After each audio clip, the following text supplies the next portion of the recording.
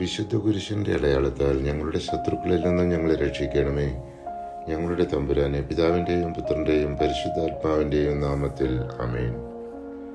പ്രഭാഷകൻ 9-ാം അധ്യായത്തിൽ സ്ത്രീകളോട് ജാഗ്രത പുലർത്തേണ്ടതിൻ്റെ ആവശ്യകത വിവരിക്കുന്നു.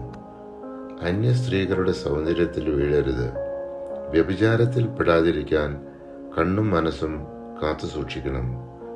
സുഹൃത്തുക്കളോടുള്ള വിശ്വാസം നഷ്ടപ്പെടുത്തരുത് എന്നീ ഉപദേശങ്ങളാണ് ഈ അധ്യായത്തിൽ വായിക്കുന്നത്.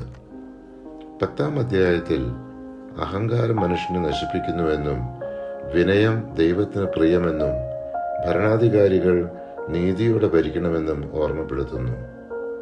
അഹങ്കാരം തുടങ്ങുമ്പോൾ കർത്താവിൽ നിന്ന് അകലുന്നു. ഹൃദയം അവന്റെ സൃഷ്ടാവിനെ പരിത്യജിച്ചിരിക്കുന്നു.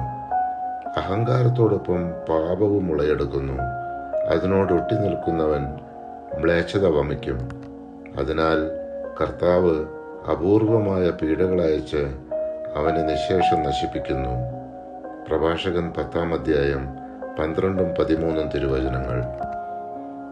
11-ാം അധ്യായത്തിൽ പുറംഭാഗം നോക്കി വിധിക്കരുത്.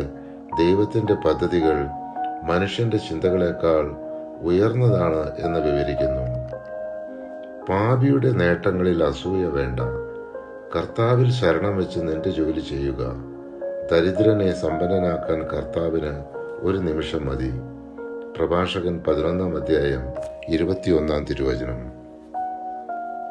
അധ്യായം 12-ൽ നല്ലവർക്ക് ദാനം ചെയ്യുക, ദുഷ്ടർക്ക് കൊടുക്കരുത് എന്നുപദേശിക്കുന്നു.